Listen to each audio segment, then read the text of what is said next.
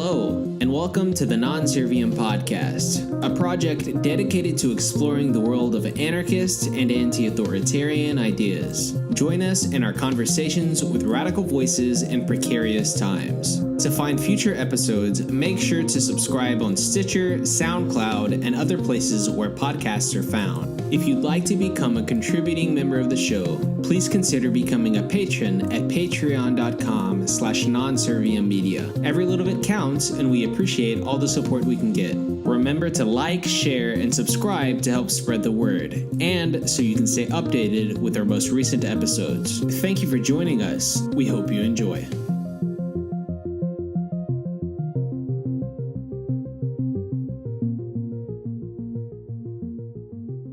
Hey there, everyone. Welcome to the Non-Serviam podcast. I'm your host, Joel Williamson, and today I'm joined by two people who are doing some very interesting work. Fox and Sean are anarchists and activists who co-organize the Please Try This at Home conference, which is a collaborative conference about the intersections of radical bodily autonomy and biotechnology. Sean is a scientist and technologist with experience in chemistry, materials science, data science, and machine learning. He is also probably a hacker of one or more types, although he has a complicated relationship with that label. Fox is a burned-out SJW turned anarchist and community organizer. They grew up on the internet in the 90s and still believe in the dream of technology that's accessible, liberating, and free. Fox and Sean, welcome to the show. Hi. Hello. Thanks for having us on. Of course. How are y'all doing? Not too bad. Yeah, it could be worse. Cool. Are you all caffeinated up, ready to go? Working on it, yeah. Like good transhumanists? Like good 9 p.m., fourth cup of coffee. Fair enough. Am I a transhumanist if I drink vodka? Like, is getting drunk like an example of transhumanism? I don't know. Do you think alcohol is a nootropic? Maybe not a nootropic, but it could like make you sort of looser and maybe more articulate like after 2 drinks or something. Maybe it goes downhill after that. How's that working out for you? Oh, well, I mean, I'm doing all right now. It's like yerba mate mixed with vodka, so I'm feeling all right. No. Wait, is it like the canned yerba mate? Yeah. Okay, you're definitely a transhumanist. Hell yeah. All right, well, I guess we might as well jump right into it if y'all are down. Yeah. Sounds good. How did each of you become interested in radical politics? So I can say for me, I've been interested in radical politics actually a lot longer than I've been interested in science or technology or any of the stuff in my intro. I was an angsty teenager who skateboarded badly and listened to the Dead Kennedys.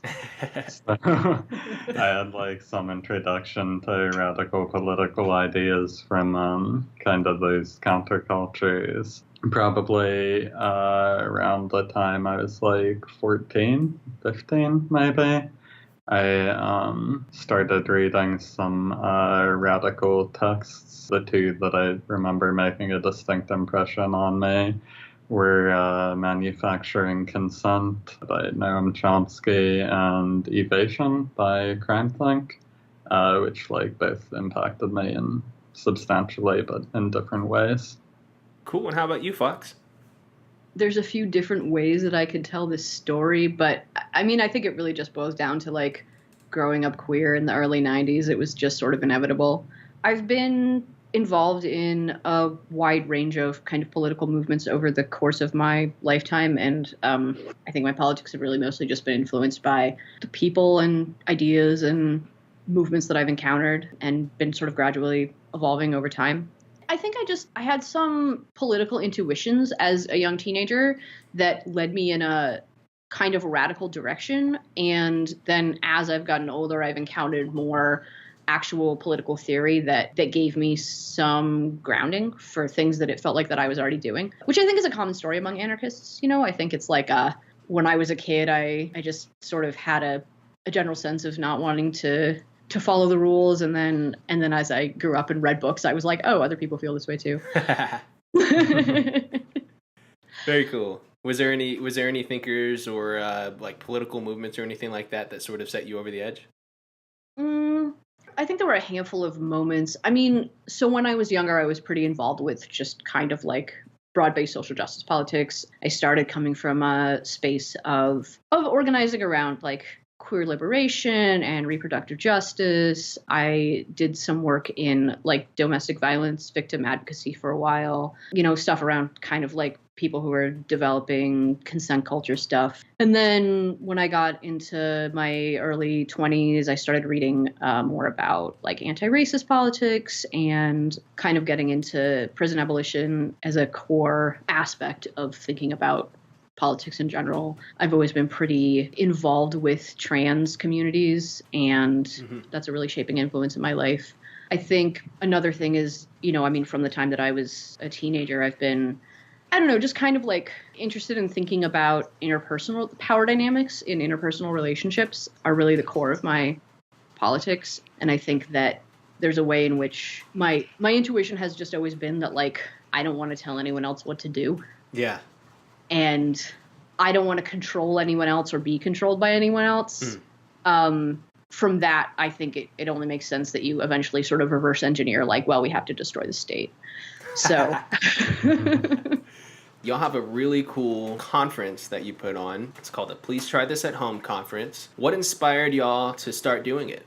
So the genesis of Please Try This at Home it was actually sort of accidental. So I have been friends with William Gillis for a while, who is the director of the Center for Stateless Society, but also is kind of like the loudest and most visible anarcho-transhumanist on the internet. I have heard him referred to as the anarcho-transhumanist on the internet, although I would like to think that I am also one of those. But he was just going to come out and visit, and I was like, hey, as long as you're coming out, why don't we have you do a talk at the info shop where I am involved? And then I was like, oh, well, Gillis is going to come. We should get this other anarcho-transhumanist who is in Columbus to come down, and maybe they can do like a panel. And then, from there it just kind of spiraled out. Like, oh, well, what if we get this other person? Oh, well, why don't we just like, rent out the Glitterbox Theater and make a half-day event out of it? So it essentially turned from I want Gillis to come to the big idea and talk about his zine into like this monstrous event that was totally out of scope for what I had the capacity to be doing at that time. But we pulled it off. Yeah, and so I think from that, then what we're currently doing grew, which is to say that the kind of central theme of all of these things is that I'm really interested in, and I think that some of the other people that I've been co-organizing with are really interested in these questions of what are the political and ethical implications of the technology that we're currently developing, and also the technology that's already been developed insofar as it is interfacing with our own biology and the biological world around us. And a lot of people seemed interested in digging into that question. And so we've been working on reaching out and finding lots of different people who have different perspectives on those issues and trying to bring them together. And we're going to do another conference this year. And hopefully it'll be a little bigger and better and more interesting and more diverse and more fun and more crazy wild shit will happen because we've had a little more time to organize it. So, yeah. Fox, if you could give us a succinct definition of what the Please Try This at Home conference is, how would you define it? So Please Try This at Home is an ever-evolving effort to connect people who care about the intersections of technology, biology, and liberation. I've been describing it to some people as the queer anarchist biohacking conference. I think it's a bit larger than that. Ultimately, it's a space to ask questions about what developing technologies mean for the future of our relationships to our own and each other's bodies. I think there are people working on similar questions in a lot of different spheres whose experiences and perspectives could benefit greatly from each other's work, but who would have no reason to run into each other otherwise. So my personal hope with the event is to throw some of these people in a room together and get them talking to each other. Cool. Just in case anyone is unfamiliar with the term, what is biotechnology and biohacking? Yeah, so I can speak to that. So I guess to explain biotechnology, I think you kind of need to understand at kind of a fundamental level what technology is, right? And to me, technology is stuff that we make to do things, right? It's like that simple. And biotechnology is technology that is made of or which interfaces with living systems. So then, like, again, I think to, like, understand biohacking, I think you need to, like, understand hacking, right? And hacking, to me, at its best, at least, is just kind of creating without asking for, like, permission or forgiveness. And biohacking is applying that ethic to biotechnology. What are some of the shortcomings of the mainstream biohacking movement? The mainstream biohacking movement is a pretty broad umbrella, right? There's a lot of different things that different people mean when they talk about biohacking. There's like the DIY bio community, which usually involves genetic engineering of organisms in molecular biology type techniques. There's kind of the grinder body mod type community who tend to be into things like magnet implants and RFID chips and whatnot. And then there's also like people who drink butter in their coffee for some reason that I don't really understand. But all three of those groups refer to what they do as biohacking, and I think all three of those components of the mainstream biohacking movement have different shortcomings. So I think one thing to mention is that when we talk about the mainstream biohacking movement, I think that it's important to be clear that like that is a very, very tiny movement, as it were. And it's a self-described biohackers, whether they're people who are describing themselves as biohackers because they are, implanting magnets in their fingers, or they're describing themselves as biohackers because they are, doing kind of like DIY biological research outside of an institutional lab.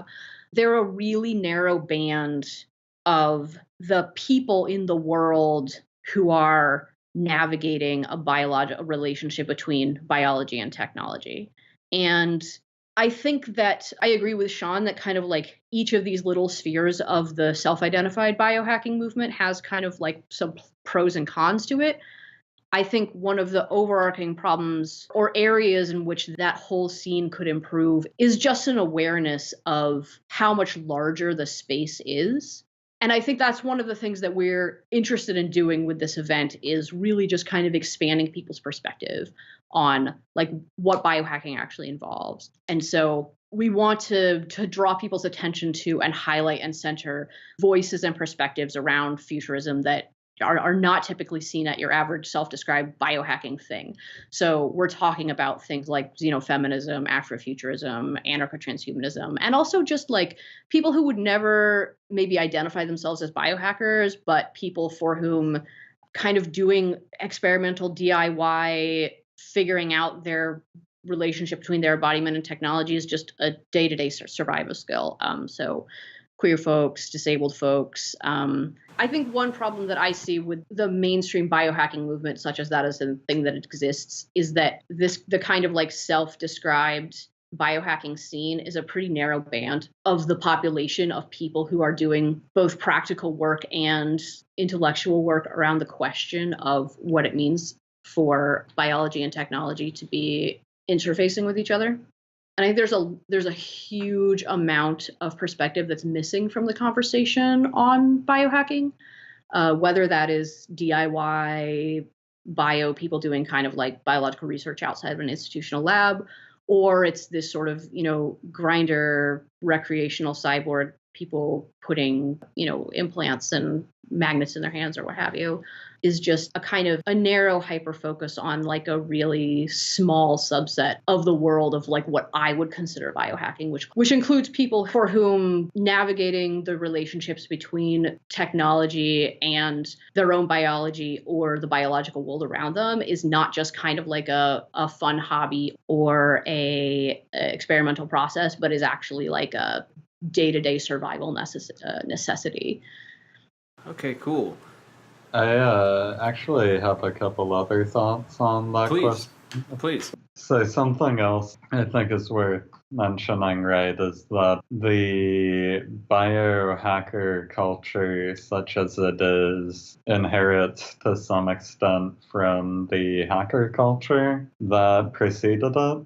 And well, I think hacker culture has some really amazing features to it. I also think that it's like loaded with a whole bunch of toxic garbage, some of which has seeped its way into the biohacking movement, some of those things that you kind of saw in the old school so-called hacker cultures were like a kind of gleeful amorality, a tendency to create cults of personality around certain figures, a lack of inclusivity for like everyone who wasn't like a cishet white guy.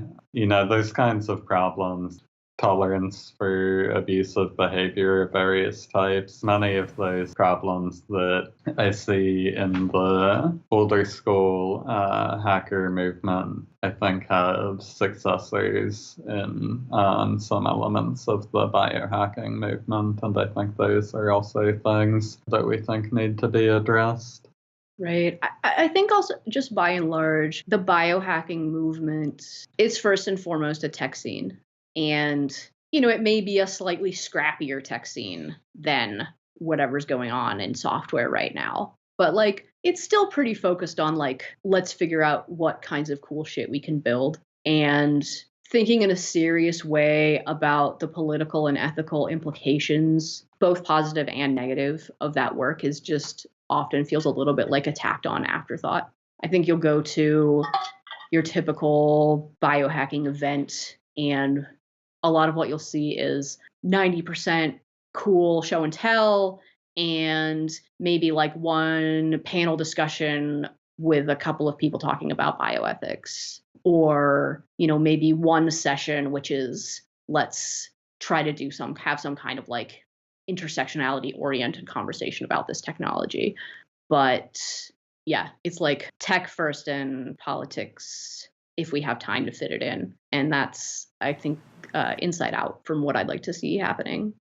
The good news is, though, like the biohacking movement is comparatively young, right? And like Fox mentioned earlier, like comparatively small. So there is a real opportunity, I think, if, we can build the type of coalition that we're trying to build among people who are doing sort of ethically centered work in these spaces. I think it's very possible to like steer the discussion in the direction we'd like to see it go in. I think that's one of the things we're hoping to do with this conference. I think that the worst case scenarios for biotechnology going the way of Silicon Valley are extremely gruesome. And so I'd really, really like to not see history repeat itself. And so, yeah, like Sean said, I think that the biohacking movement has inherited some of the problems of the software hacking movement that make it kind of vulnerable to being exploited by the state and corporations. But I also think that we have more perspective to be able to see that happening. And so hopefully that's something that we can bring people's attention to in an explicit way, and maybe go a different direction. Yeah, very cool. And I'm glad y'all are doing that. There's an old anarchist slogan that says, no gods, no masters. And on your website, it says, no gods, no experts. What does this mean to you?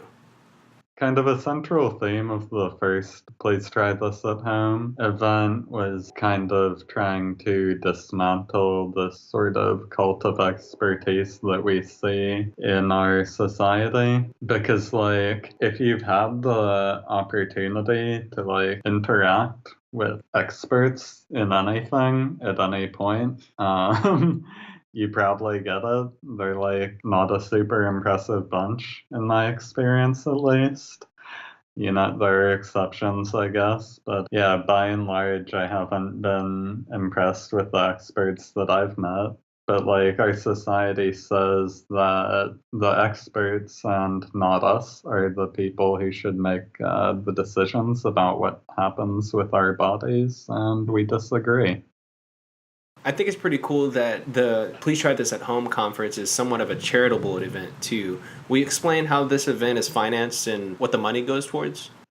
So Please Try This at Home is like a pretty much 100% DIY kind of bring your own content built from the ground up by basically a bunch of anarchists who just are interested in these questions. And we certainly don't have any kind of institutional backing. We're not affiliated with any kind of organization or nonprofit or anything. So last year, we just did the conference on a budget of $0. Some of the people that were involved in the organizing kind of threw in, bought note cards or brought food or something.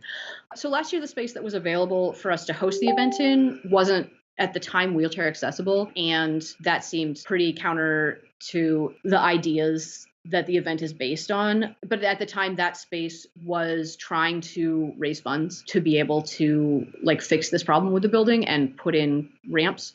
And so what we did was, rather than having any money that was related to the conference, we just asked people who were coming to the conference to donate to the building's accessibility crowdfund. We're trying to do some fundraising, right? Primarily through crowdfunding, probably more details on that soon, hopefully. The money we gather, we're going to use primarily to bring in contributors from out of town who otherwise might not be able to make it, and to try to make the event accessible on as many axes as possible. We almost certainly won't have money at the end of it, but if somehow we do, I'm sure we won't keep it because that's not really our thing. We'll find some worthwhile and related cause in the area to contribute it to. Last year's conference was also organized in conjunction with a fundraiser brunch for an organization here in Pittsburgh that provides free holistic healthcare services to members of the community who otherwise wouldn't be able to afford them. And we kind of collaborated with that group. So the big idea is an anarchist bookstore and info shop here in Pittsburgh. And one thing that the big idea does is on a regular basis, it hosts these fundraiser brunches for other organizations in Pittsburgh that we think are doing good work. And the way that works is that the members of the collective and other people from the community will make food, and then people will come, and it's sort of a sliding scale donation. You come, you eat brunch, and all the money that's raised by the brunch then gets donated to the organization. So some of the organizations we donate to are Casa San Jose, which is an immigrant advocacy organization. We did one recently for the Street Medics Collective. We've done them to raise money for court support money. They did one to raise money for people who were arrested at J20. There's a local bail fund that people have been setting up. Basically just radical projects in Pittsburgh that could use a little bit of financial support. So last year, what happened was that the Please Try This at Home conference was an event that was being hosted kind of under the auspices of The Big Idea. So it was sort of The Big Idea in conjunction with a couple of other groups in Pittsburgh were helping put on this conference.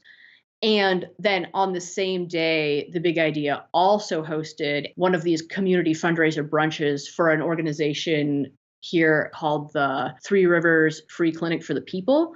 And the People's Free Clinic is a monthly holistic healthcare clinic that happens. It's on the first Wednesday of every month. And it's just practitioners from the community will come and will provide free massage therapy, acupuncture, Tai Chi, nutrition counseling, meditation, just sort of holistic community-based healthcare and medicine. It's a walk-in clinic, and it's just essentially available to anybody who walks in for free.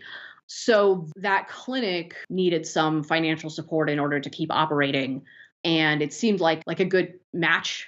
I think this is one of the points that I'm kind of trying to press with this conference is that biohacking and thinking about the anarchist aspect of kind of autonomous decision making about our bodies and our healthcare, that is an underlying principle that I think is relevant both to the biohacking movement and to the kind of community-based holistic healthcare and alternative medicine sort of sphere.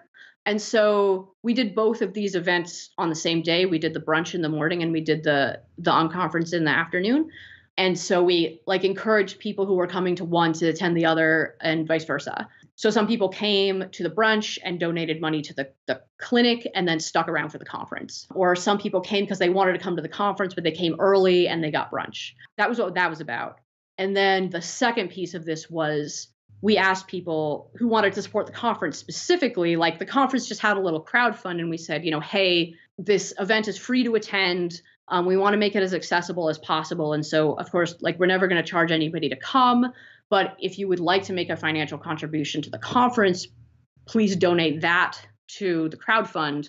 And I think a little bit of it got used as like a donation to the space for them letting us use the space for the conference. And then the rest of it got donated to that space's fundraiser to put in a wheelchair access ramp. So this year, because we're having it in a space that's already accessible, money that gets donated for the conference is going to be used, again, probably to make a donation to the space that is offered to host us.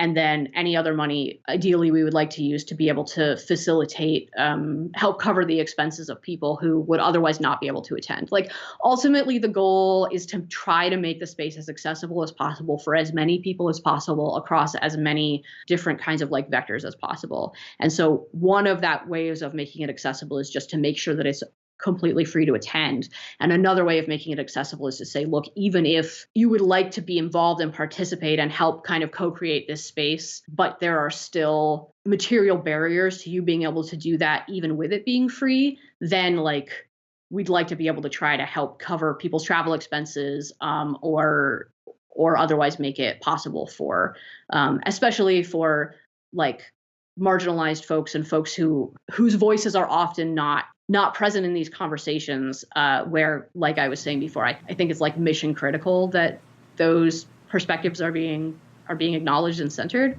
Yeah, we'd like to be able to facilitate those folks as being able to participate. Well, that's pretty cool. I really like that. I don't think I've ever put on an event that was quite as cool as y'all's, but I have organized a lot of different anarchist events and have found it to be sometimes overwhelming. I wanted to ask you, what's the key to effective organizing? Get somebody else to do it for you.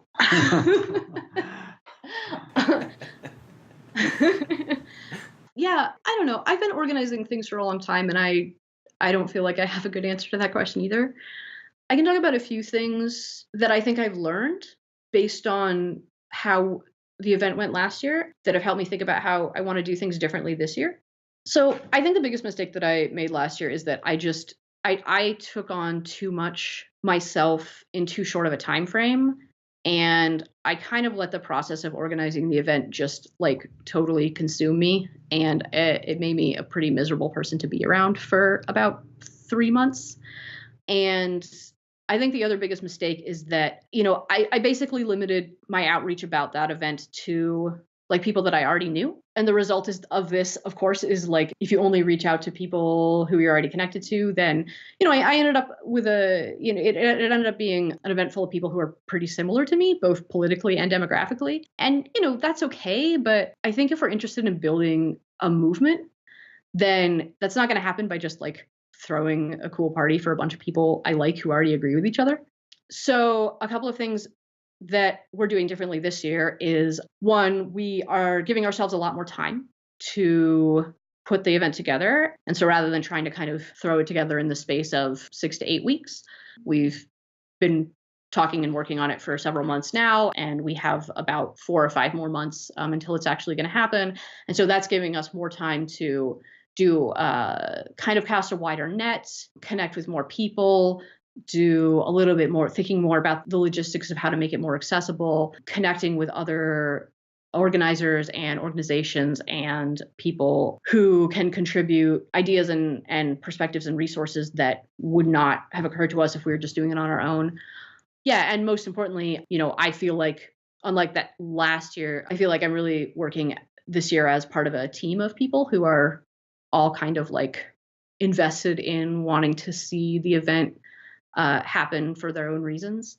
And that makes it feel much more sustainable. So I guess the short answer is like, I think the key to effective organizing is not doing it by yourself, both for logistical and for philosophical reasons. What are a few of your favorite topics that might be discussed at the event? I think that's a little bit hard to predict right now, because the nature of the event is that the people who are participating in the event are going to be the ones who kind of like bring the content.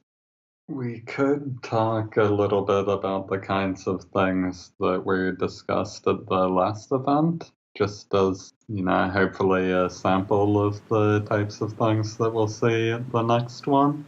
Some of the things that we discussed last time were microethics as they apply to DIY medicine, regulatory bioethics in the United States and abroad, intrauterine devices as biotechnology, makeup as biotechnology, a sort of broad overview of anarcho-transhumanism from Will Gillis. Are universities necessary for science? Those are the ones that I remember off the top of my head that we talked about last year. And we did also have a couple of panels that were, kind of like fun tech show and tells. We had a cyborg show and tell where people demonstrated the process of what's involved in putting magnets in your fingertips. And then on the flip side, we had some people who kind of wanted to come and bring sort of dissenting opinions. So talking about like how you might go through a gender transition without using medical technology. Okay, cool. On that note, clearly a lot of these technologies can help benefit disabled people, but maybe you could expand on why queer and other marginalized folks might be interested in biotechnology. So I think people often ask this question of like, why should marginalized people be interested in biotechnology? And I think I kind of addressed this above, but basically I think this is the wrong question. Queer and other marginalized people have already been interested in biotechnology. So I remember one of the most poignant moments for me at last year's event was actually after the event. Someone came up to me and they were basically like, hey, this was great, but why is this space so white? Like everybody's in there talking about cyborgs like they're, people with microchips in their hands. But the most cyborg people I know are broke Black people who live in the inner city and don't have any institutional access to medicine, and they have to DIY everything about their own. Disabled people have been biohacking just to get through their days since the beginning of time. This process of figuring out how to use technological objects in order to interact with a world that is not accessible to somebody with a body like yours is biohacking. I think queer and trans people are constantly hacking our own bodies in order to be visible to each other, in order to find some kind of like peace within our own skins, and in order to be able to have sex. One of my like ongoing pet theories is that the current political moment in queerness was primarily catalyzed by about 15 years ago it becoming possible to buy black market hormones over the internet. So like young trans people who are interested in and experimenting on their own bodies, that's biohacking. I'm kind of obsessed with this article right now, this Fanny Sosa article called Biohack is Black, where she talks about biohacking as a survival skill of historically enslaved and indigenous people, and how our cultural image of the cyborg as white erases the way that modern biotechnology was built on the medical abuse of Black people's bodies. And one thing that I keep thinking back on is last year at the kind of Global Community Bio Summit, which is a DIY bio conference that happens at MIT. One of the keynote speaker there, LaDonna Allard, is one of the water protectors from the Standing Rock Sioux tribe, and she gave a speech in which one of the things she said over and over is that my people have always been scientists. We have this sort of like white colonial post-industrial idea that nature and technology are opposed to each other, but indigenous people have been studying and interacting with the world in these rigorous scientific technological ways since the dawn of time. And I don't know, I guarantee that the questions that marginalized people are asking about the intersections between embodiment and biology are significantly more nuanced and rigorous and concerned about harm reduction and political and ethical implications than whatever questions led someone to decide that like cryogenically freezing our heads after death is the technology that we need. So just to circle back, I think this question of like, why should marginalized folks be interested in biotechnology is really the wrong direction. I think the answer is that marginalized folks are to a great degree experts on biotechnology. I think the real question we need to be asking is, why are the people who consider themselves to be self-identified biohackers hyper-focused on what such a narrow band of what biotechnology can actually be, and how can we cut that out? Yeah, fair enough. It seems to me that technologies can be used as a weapon for evil when they're in the hands of the state and the corporate world. For example, I think some folks have a legitimate concern about potentially becoming more vulnerable to control as we move away from being hominids and towards becoming cyborgs. How do you deal with this problem? We get rid of the state and corporations, obviously. Nice. What role does technology play in making that happen? I think one thing is, I think in our lifetimes, we've already seen what an incredibly powerful force software has been for reshaping society pretty radically. And I think if we imagine how much more powerful a force biotechnology could be for doing that, then we have to consider that the worst case scenarios for biotechnology falling into the hands of these evil institutions are pretty gruesome. And I think anyone that understands that has a moral imperative to prioritize dismantling the kinds of institutions that have shown themselves most likely to weaponize technology in destructive ways. On that same note, and you kind of alluded at this earlier too, but what's the best and worst case scenario for our technological futures? Okay, so as an example, but an important one, I think when I'm thinking about dystopian techno futures, I tend to think a lot about the prison industrial complex. I think that prisons are already these giant technological edifices that the state uses to strip people of their bodily autonomy, often in some pretty degrading and humiliating ways. And as our technology becomes increasingly sophisticated in terms of its ability to integrate with human bodies, then what happens when that technology falls into the hands of prison guards or people who design prisons?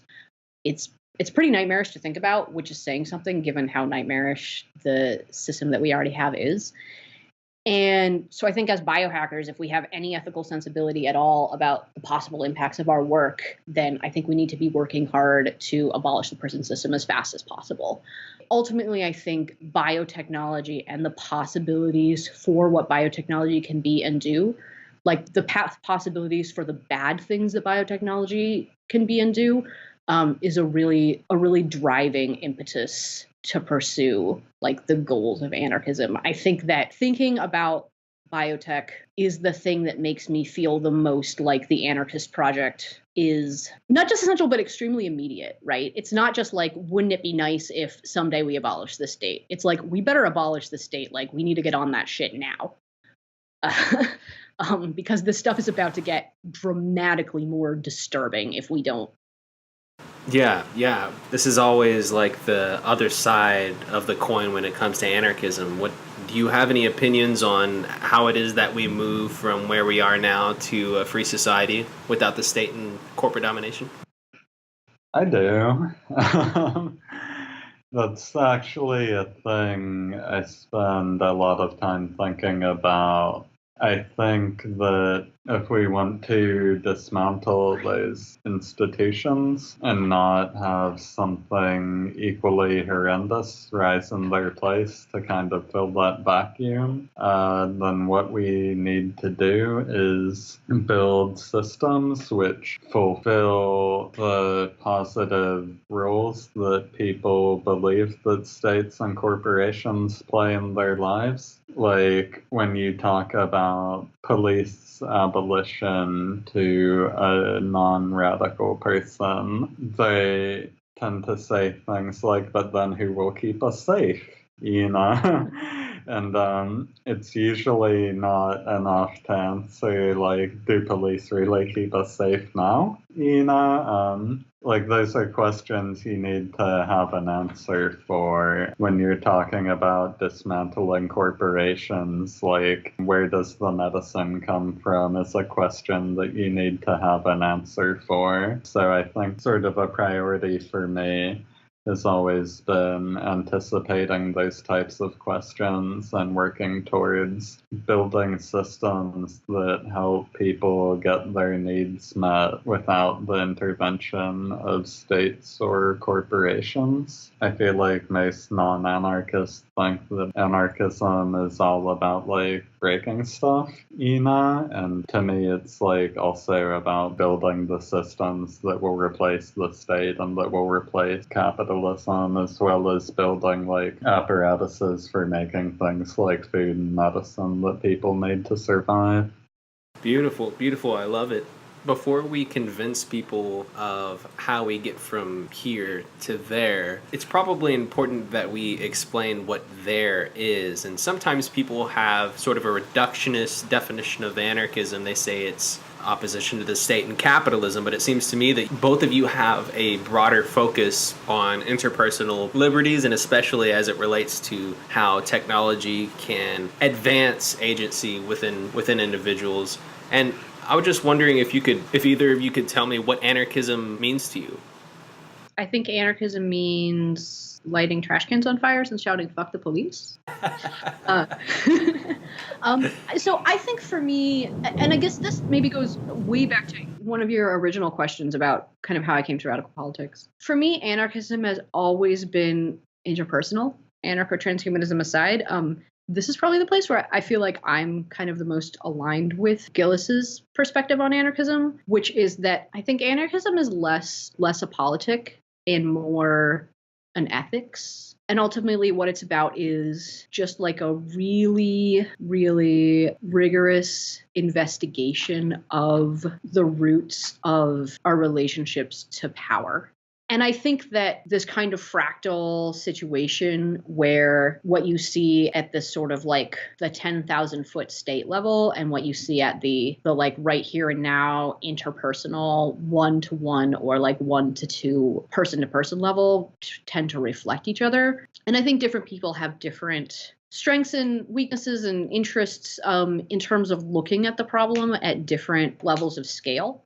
The first time we talked about this, you asked what my opinion of markets was. And basically my opinion of markets is I'm really glad somebody else is thinking hard about that problem. So I think for me, what anarchism is about thinking really, really hard about the problem of power at the level of scale of my relationship to myself and my relationship to maybe like the one person who's in front of me or the small group of people who are interacting with each other. And then maybe thinking a little bit about how the things that I can understand about how power operates by looking at those dynamics might be extrapolable to thinking about questions like how does power operate at the state level or at the level of an economy or, at the level of a larger group society or what have you. And I'm really interested in talking to people for whom like that level of scale is what gets them excited and then figuring out how our different perspectives and experiences can like resource each other. But yeah, for me, anarchism is really ultimately boils down to thinking about how do I have a life in which I'm not trying to control anybody or trying to be controlled by anybody. Yeah, I really like that. The social science that looks at the micro level and also the macro level. And in my experience, a lot of people who aren't anarchists or don't buy anarchism, obviously one of the easiest dismissals is thinking that it's simply just like assholes running around doing violent things because they don't care about anybody. But the other thing is that they look at it as simply as like a utopian end that is never going to actualize. And when you reframe it in the way that you just did as something that happens on the interpersonal level every day with the person that's right in front of you, then it becomes a more robust philosophy that I think makes it easier for people. It makes it more complex in some ways, but it makes it easier for people to understand the importance of it. Yeah, and I think that, I mean, as a microcosm of this, and like it's kind of a joke, but not really, like this issue of how the macro and the micro reflect each other. I've tried dating people who aren't anarchists, and like that doesn't work. And the reason it doesn't work isn't because we disagree about politics. It's because like the degree of difference between our politics is a reflection of like how differently our philosophies of practice are around how it's ethical to interact with other human beings.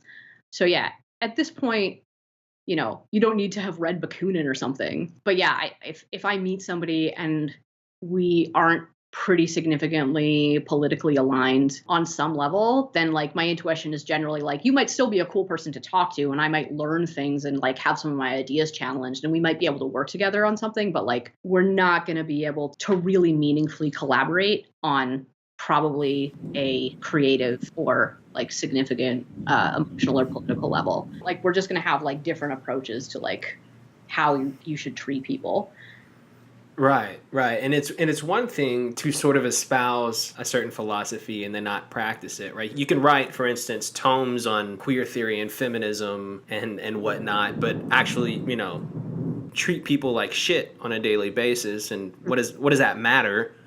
And on the other hand, it's interesting. You've got people, very decent people, who maybe don't subscribe to anarchism, but interpersonally do a way better job of being anarchists than anarchists do sometimes. So sometimes it's the other way around also. Yeah, absolutely. But let's move on a little bit. How would you define transhumanism, and what is anarcho-transhumanism?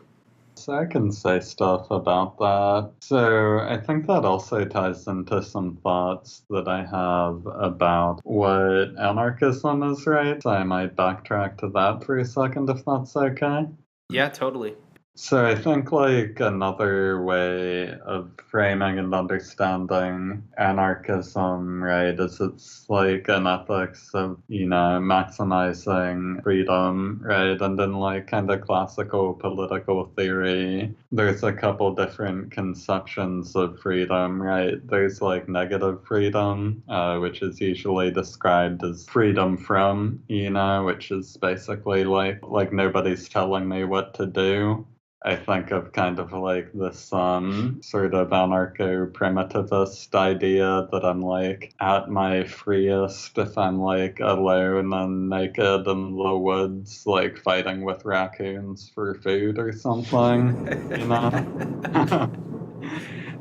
And then there's like a positive freedom, which is usually described as like freedom to do things, which is, I think, kind of more a matter of empowering individuals to sort of pursue their like desires, ambitions, dreams, whatever, in spite of like what might be considered realistic given their circumstances, And I think that's another important like aspect of anarchism to me. But then I think there's like this other piece. So there's like freedom to do, but then there's also freedom to be. And I think that's where anarcho-transhumanism kind of comes into the picture, is that not only should I be able to like do what I want, but I should like also be able to like be what I want, and the like physical realization of that to me is this transhumanist ideal that I should be able to have whatever type of body I want to have. I really like that. Yeah, one of the principles that transhumanists in general, but particularly anarcho-transhumanists talk about, is the concept of morphological freedom, which is essentially the freedom to be embodied in a way that is autonomously defined by the person who is doing the embodying. Yeah, yeah, totally. What do y'all think of transhumanists who aren't anarchists? Well, I definitely wouldn't date one. I would add to that, kind of related to what you were talking about a minute ago, Joel, about there are like some people who like wouldn't describe themselves as anarchists, who might be like better interpersonal anarchists than people who do describe themselves as anarchists. I think there might well be transhumanists who don't describe themselves as anarcho-transhumanists, not because like they don't believe the things that we believe, but just because like those words mean different things to them. And like I don't necessarily fault them for that. I think transhumanists who don't believe the things that we believe, I think at best are like I was talking a minute ago about like the different types of freedom, like I think at best they see like only like a small part of that picture, only a small part of the struggle for liberation, and at worst they're actively hostile towards it.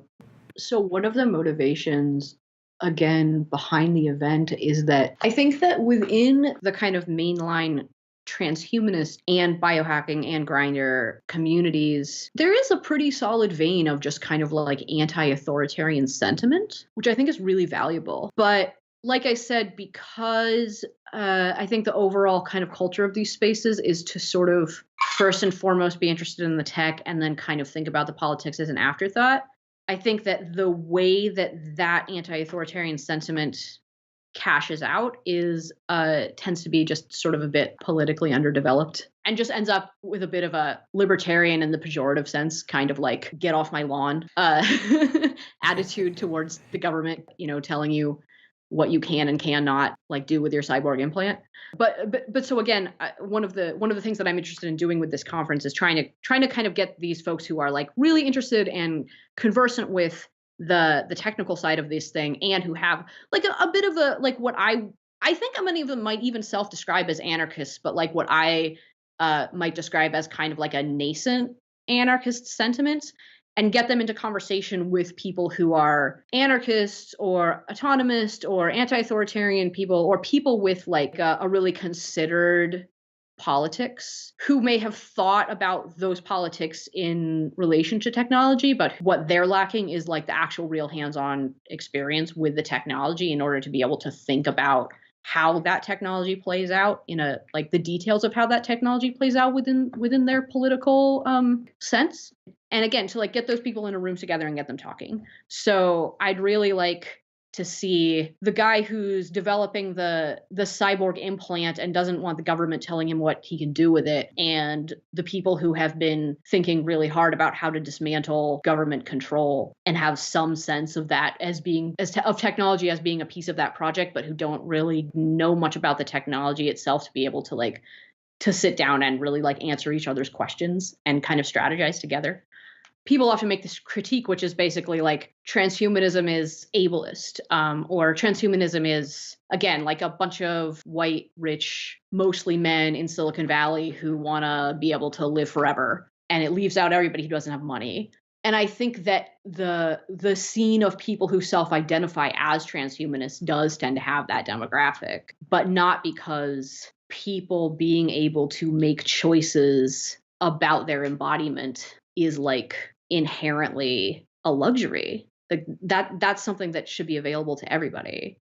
So yeah, I mean, I guess ultimately the answer is that I feel the same way about transhumanists who are not anarchists as I do about anybody who isn't an anarchist, which is that either, like Sean said, they may have some really solid intuitions and they just don't have the same language for talking about those intuitions that I do, which is really great. Or they have different intuitions than I do about what's ethical to do in terms of how we interact with other human beings. And in that case, whether the way that they're manifesting those ethics is through technology or, through bureaucracy or through the economy or whatever. Yeah, we're not on the same side.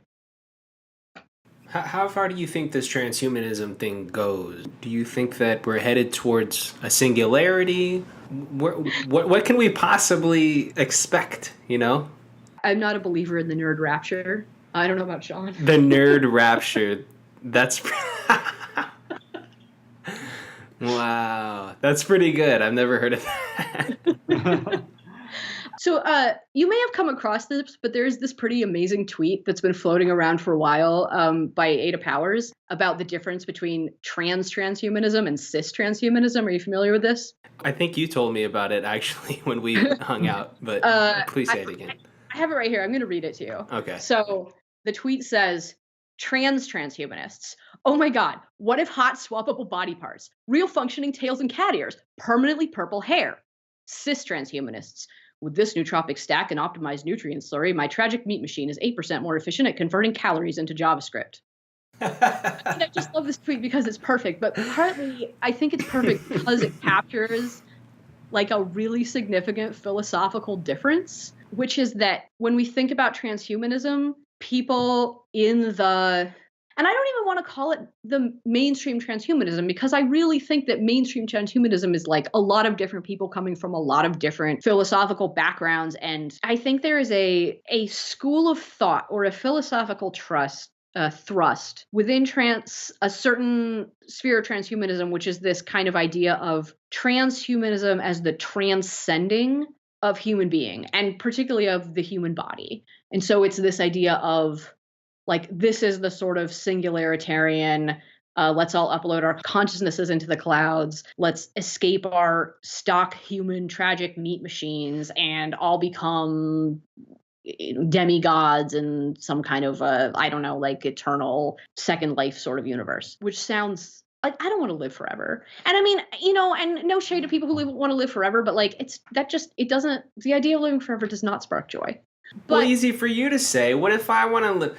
Look, if you're a deathist and you want to die, that's fine with me. But I want a choice as to whether or not I go. I fully support your autonomy. I think there's this other way of thinking about transhumanism, which is really informed by like a queer gender politics, which is thinking about morphological freedom in the sense of not being able to like escape embodiment, but being able to be embodied in a variety of ways and to be able to like transition. I think the difference between transitioning and transcending is really significant when we think about possibilities for what transhumanism could look like. And again, both of those things have their pros and cons, but like to me personally, one of them sounds exciting and the other one sounds exhausting. And your mileage may vary. Yeah.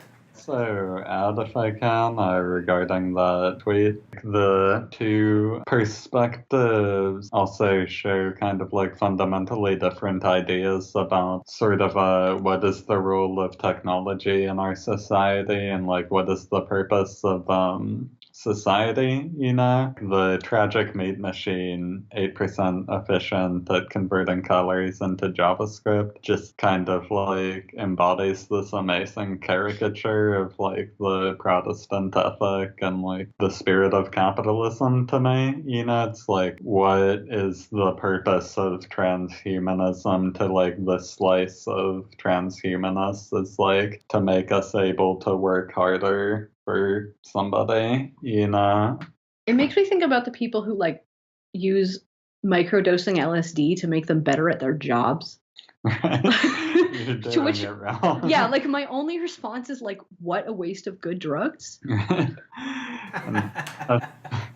So like in comparison, I think the like the transhumanist section sort of conceptualizes like what is the purpose of technology and what is the purpose of society is just to like actually enrich our lives, which I think is just a totally different worldview and one that's much more agreeable to me. Same. Yeah, cool. Well, Frank Miroslav, a previous guest on the show, joked about AI actualizing as a transgender cat girl maximizing head pats. What do y'all think about that? I like head pats. Could you provide some context? Oh, okay. So honestly, the only reason they were joking about it was because he was talking about trolling like anorexers and shit into believing that AI was going to be a transgender cat girl maximizing head pats.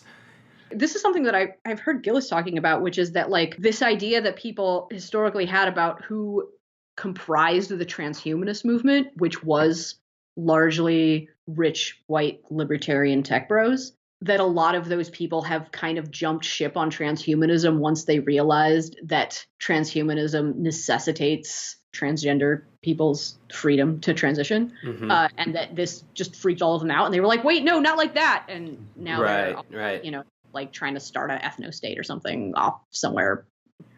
I would also say, as someone who has the misfortune of hearing about a lot of people's startups, that like that would be far from the least useful application of artificial intelligence I've heard of. Transgender cat girl maximizing head pats. Yeah.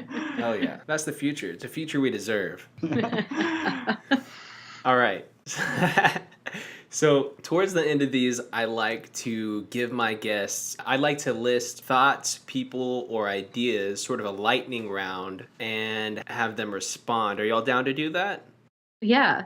Totally. Okay, cool. Oh yeah, also try to keep your response to 1 minute or less if you don't mind. Sure. All right, xenofeminism. I inhaled the Xenofeminist Manifesto when it first came out. It was one of the most exciting things I had read in a long time. I have since then reread it several times, shared it with a bunch of people I know, and given it to my girlfriend. So lots of thumbs up on xenofeminism. Richard Stallman. Okay, so Richard Stallman. I believe that intellectual property is evil. So I believe really strongly in free and open source technologies. And I don't think I can downplay the role that he played in establishing and building that movement. That said, I'm not really into cults of personality myself, and as I understand it, he's a guy that's kind of problematic on a couple different axes. So if we were going to choose a standard bearer for the free and open source technology movement, which I don't think we should, it probably wouldn't be him. All right, SWERFs. I think those people can go to hell. I think both SWERFs and TERFs, which stand for sex worker exclusive radical feminists and trans exclusive radical feminists, are extremely polite euphemisms for people who are neither radical nor feminists. I certainly think that both gender and sex as an activity are elements that are pretty core to questions of bodily autonomy, and people who have an interest in restricting other people's autonomy to make choices about their own bodies, regardless of their reasons for doing so, are, again, we're not on the same side. Yeah, fair enough. Andrew Yang.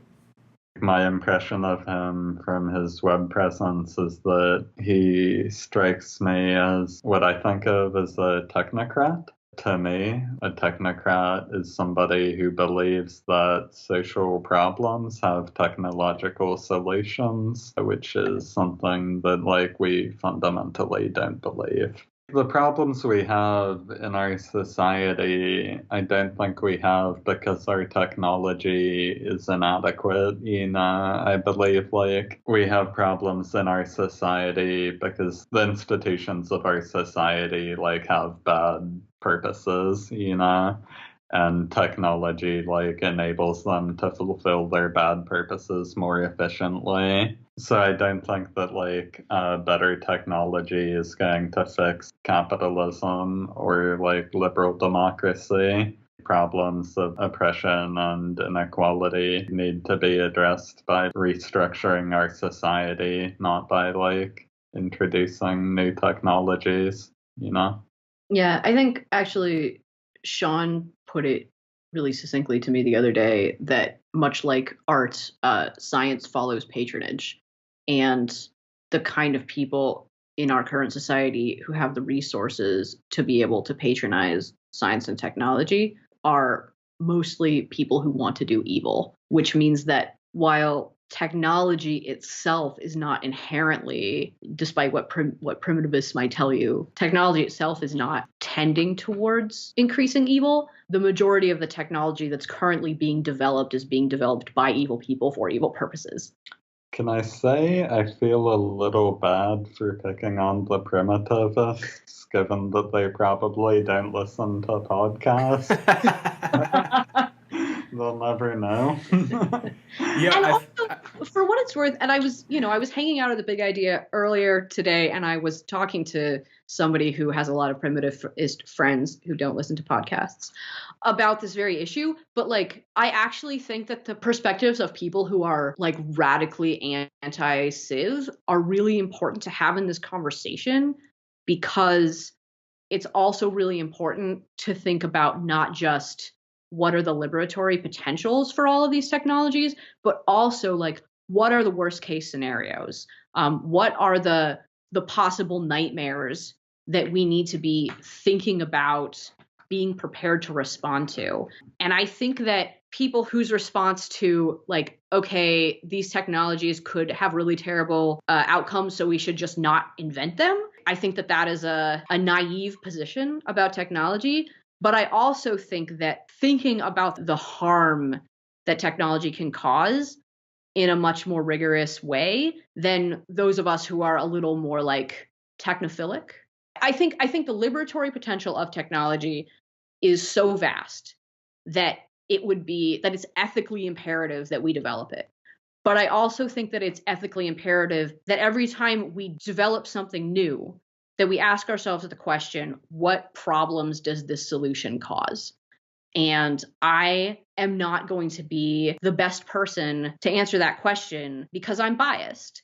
And I need people on my team and in this conversation with me and with those of us who are like doing the encouraging of that development to be like poking holes in the projects and being like, hey, have you considered this terrible thing that might happen? What are you doing about that? So like, I would really like it if the primitivists would come to the conference, even if just to hang around and tell everybody like all the ways that we're wrong. That was a long 1 minute response. All right. Black Mirror.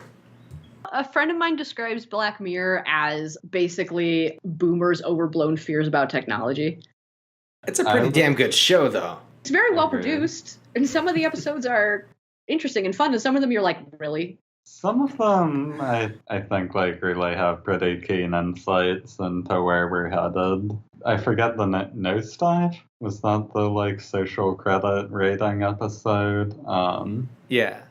That one certainly spoke to me as, like, not an unreasonable possibility. That reminds me of a conversation we had at our first meeting for this incarnation of Please Try This at Home about, like, how many works of dystopian fiction depict worlds that seem to be, like, in many ways better than the one in which we are living. And, like, we came to the conclusion that we're living in a very boring dystopia. And I think maybe a side project of our conference, if we can't get to utopia or even out of dystopia, we can like at least work on creating a more interesting dystopia to exist in. Ted Kaczynski. So one of the things that's in the Twitter discourse at the moment is discussion about whether or not prisoners should be allowed to vote. And my favorite tweet that I saw about this was somebody had posted a screen cap from a Fox News broadcast, which had a picture of like, it's an image of, this is a real graphic that is actually airing on Fox News right now. And it says, convicted felons who would be allowed to vote. And then it has Ted Kaczynski, Scott Peterson, Dennis Rader, the BTK killer, David Berkowitz, the son of Sam, and Terry Nichols. And the caption on this graphic is, these 5 men are about to change the face of our democracy with 5 votes in different states. And some anarchist replied, if Ted Kaczynski can run for POTUS, I will vote. Anyway, I guess the point is that, like, yeah, the Fox News commentators were like, oh my God, if felons could vote, then Ted Kaczynski could vote, to which every anarchist is like Ted Kaczynski would vote. Definitely would not vote for Andrew Yang. I'm confident in that. Yeah, on that, like, prisoners being able to vote thing, like, I'm not going to pretend for a minute that we don't live in an oligarchy, but I do think that the discourse surrounding, like, extending the right to vote to prisoners is at least going to move the Overton window in a direction that's positive towards people who are behind bars, I think. Yeah, absolutely. I mean, if people are going to be in prison, they should be able to vote. And if we're going to have voting, then people in prison should be able to do it. I think we should get rid of both of those things, but since we have both of them now. I think also it's like forcing people to like confront the fact that like people in prison are humans, you know, which is something that like most of us don't have to do in our day-to-day lives if we don't want to do that, you know. That's like kind of how our carceral system is designed, is like to abstract that away from our daily existence for our comfort. bringing like really any issue about prisoners right into the forefront, I think is making a lot of people say, oh shit, prisoners are people and they should like probably have some rights. Another interesting statistic that's come up in the context of this discourse is the prison population in the United States has a population greater than the combined populations of the three least populous states of the Union. So I saw somebody commenting on Twitter, like, imagine if the US prison population had 6 senators, you know? Yeah. And I think a thing that it's really important to make explicit here is the racial demographics of who's in prison, right? So yes, I think, as anarchists, we like to say if voting made a difference, then they would make it illegal. And I think that any given individual person voting is, pretty insignificant. But I think that when you take what essentially amounts to the population of 3 states and you deny them the right to vote, and also felons not only don't have the right to vote when they're in prison, but they also continue to not have the right to vote after they're out of prison. And so what we're really talking about is a way that the state has come up with, essentially a loophole to like take the vote away from Black people as a population. And I think that is a larger issue and really something that's worth thinking about and raising people's awareness about, regardless of what we think about of the value of our individual votes. I can't remember the last time I voted, but I still think that if anyone has the right to vote, prisoners should have it. Moving towards the last few questions that I have here, a couple of these are from my patrons, and I wanted to make sure that they had their question in the podcast. The first one is, how can I get a cappuccino in your envisioned utopia? I think that's an amusing question, right? Because some of the projects that like we're concerned with are questions like, how can you like make and get estrogen or insulin? So I've never made a cappuccino personally, but I suspect it's like a little bit easier to make than a hormone.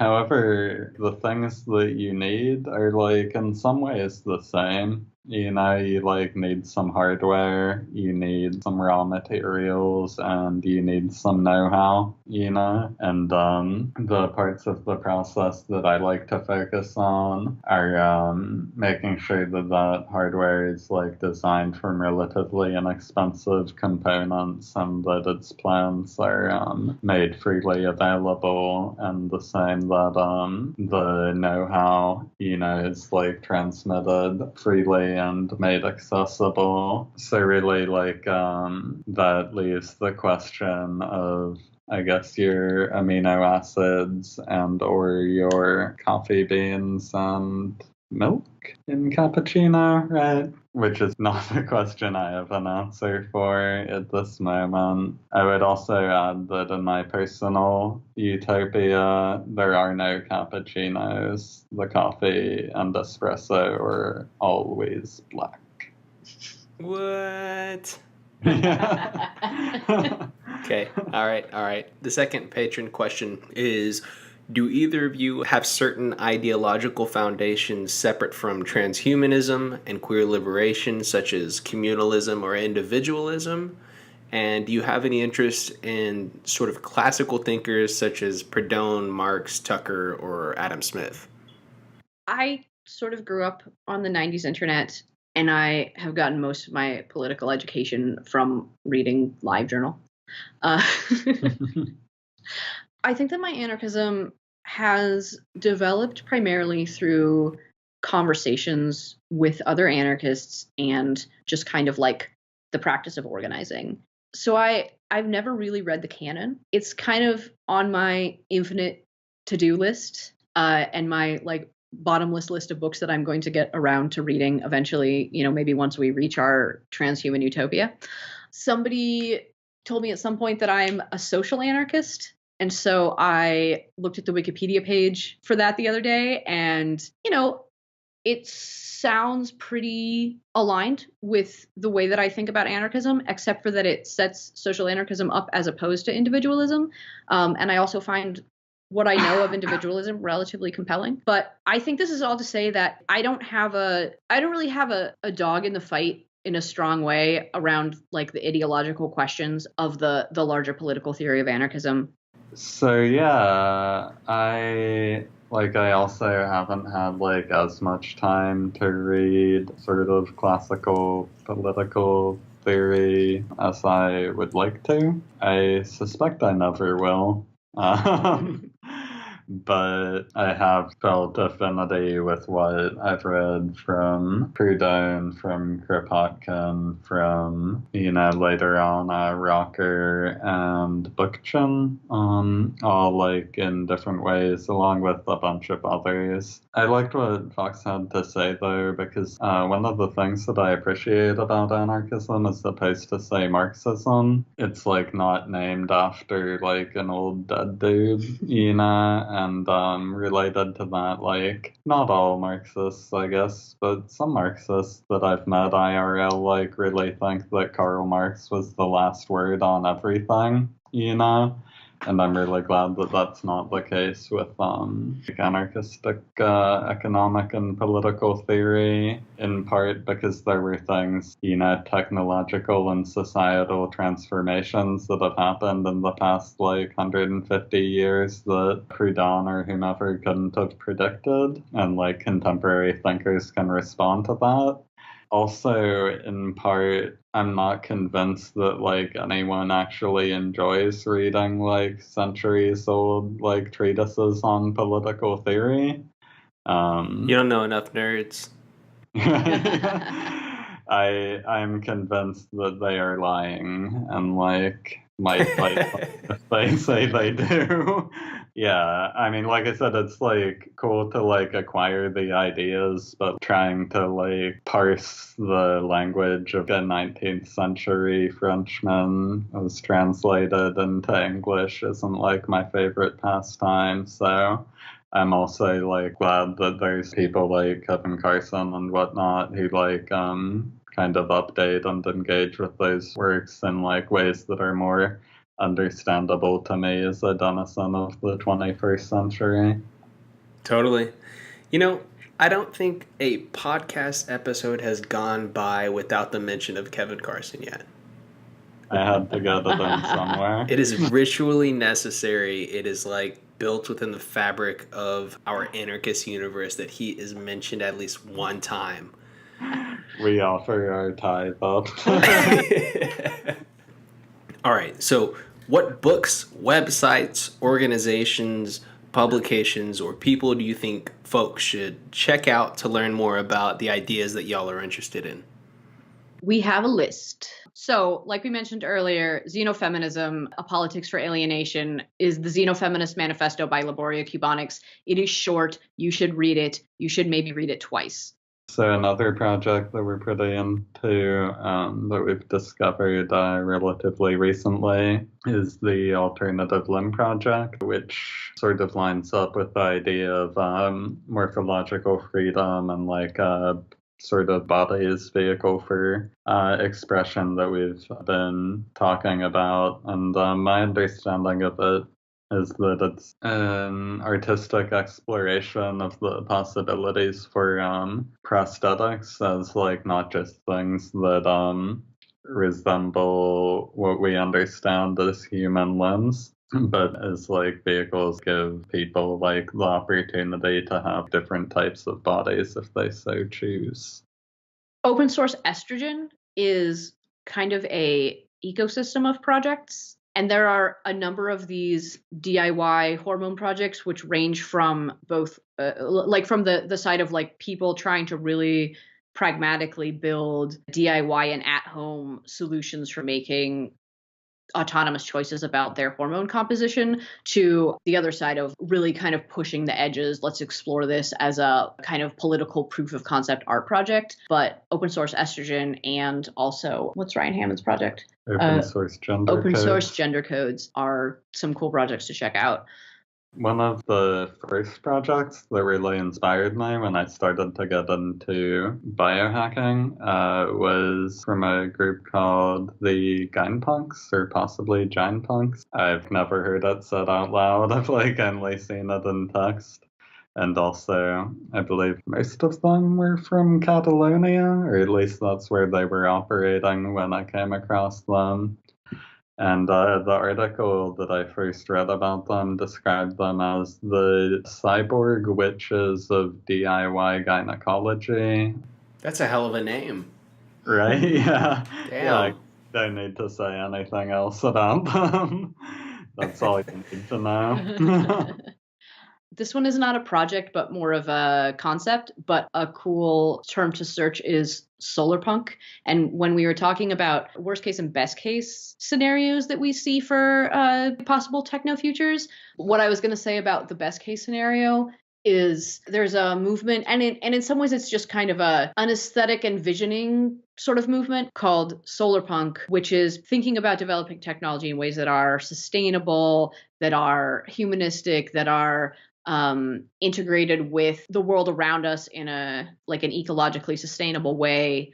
It's a vision for a brighter future. And I think it's inspiring to think about technology, again, as possibly a liberatory and not just destructive force. And then the last one, of course, that I think we should mention, and you interviewed somebody from this project 2 episodes ago, I think, is the Four Thieves Vinegar Collective. The Four Thieves Vinegar Collective is a group of mostly anarchist biohackers who are working on a range of projects around essentially DIY pharmaceutical medicine and making medical and pharmaceutical technology accessible to people who need it and may not be able to afford it, or may live in places where it's not legal for them to access the medicine that they need. We're big fans of and friends of Michael Lawfer, the anarchist sparkle fairy. That bald head with so many sparkles on it. I don't know if you interviewed him in person or if you got the chance to interview him in person, but I'm sure if you did, you came away from it covered in glitter. I think he just exudes it from his pores. And the one other thing that I did want to mention is for people who are, all the politics aside, for people who are just interested in the kind of grinder show and tell tech side, there are some pretty cool projects going on around people's self-experimentation on their own bodies. And the place to go to find out about that is the Biohacking Forum, and it's biohack.me. That's kind of the centralized locale on the internet for grinders and biohackers to hang out and talk to each other about biosafe coding and eating bugs and stuff like that. So I got just a couple more questions about the event as we close the interview here, and then we'll let you go. Do y'all plan on recording the event, and do people just show up to it, or are you selling tickets, or how does this work? So with regards to tickets, we're definitely not selling any. It's totally free to attend. I would encourage people to reach out if they're planning on attending, just because that way they can maybe communicate with us about what we can do to kind of make the event a better experience for them and accommodate any specific needs that they might have. Regarding recording, we place a lot of value on the privacy of our attendees and our contributors, and I guess the lines between those things are pretty porous. We wouldn't record anyone without their consent, but there has been a lot of interest in recordings or streamings from people who are excited about the event but won't be able to make it to Pittsburgh. So we may reach out on a one-on-one basis to people who are presenting to see if there's something we can do in terms of recording or streaming to make their content accessible to people who can't make it.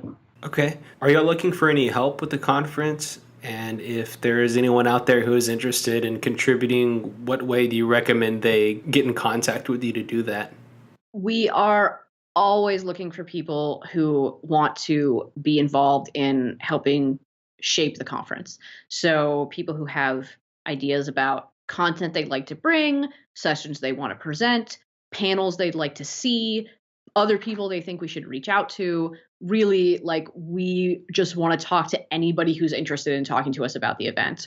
So they can reach out to us in a number of ways. They can email us at pleasetrythis at riseup.net.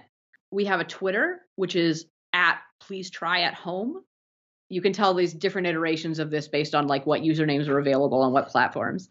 Our website is nogodsnoexperts.net or please try this at home.net. We also have a Discord. At some point here, we're going to have a Facebook. However people want to get in touch with us, they can probably text me over Signal. They can carrier pigeon, Skywriter. Like, just please reach out to us. We would love to talk. If you want to come to the event, yeah, like Sean said, just, we would love to hear from you and try to facilitate that in any way possible. The other thing that people can do if they want to help with the event is hopefully by the time this podcast episode goes out, we'll have a crowdfund page set up. And that's our main source of financial resourcing for the event. We are happy to accept your money and or your ideas. And most importantly, we would love to see people here in Pittsburgh in September. I did have a couple quick addenda to the previous point about getting involved, though. It'd be cool if we could throw it out there that you don't have to be local to get involved in planning the event. There are people who aren't from Pittsburgh who are active participants through our various technological communication channels. And another type of help we would also appreciate is help spreading the word about the event, whether that's word of mouth or signal boosting via social media or some other kind of communication channels that I'm not aware of. So it's going to be Saturday, September 14th in Pittsburgh, Pennsylvania. For those who are listening who are local to Pittsburgh, it's at the Prasad Center, which is in Upper Lawrenceville. And yeah, we'd love to see you there. Hell yeah. Well, I wish you the best of luck. I hope a bunch of people come, and I know that as you continue to do the things you're doing and spread the message of freedom to people and the role that technology plays in that, I think the world's going to be a better place. So thank y'all for doing that, and thanks again so much for coming on the podcast.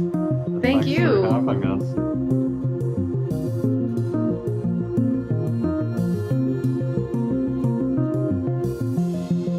Thanks for tuning in to the 7th episode of the show.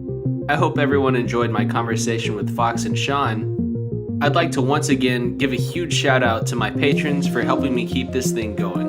The podcast does take time, money, and energy, and I sincerely appreciate everyone who helps make it possible. If you enjoyed this episode and would like to help financially, please consider becoming a patron at patreon.com/nonserviummedia. And if you aren't able to contribute in that way, simply liking and sharing these episodes will help more than you know. Thank y'all so much for tuning in. We'll talk to you soon.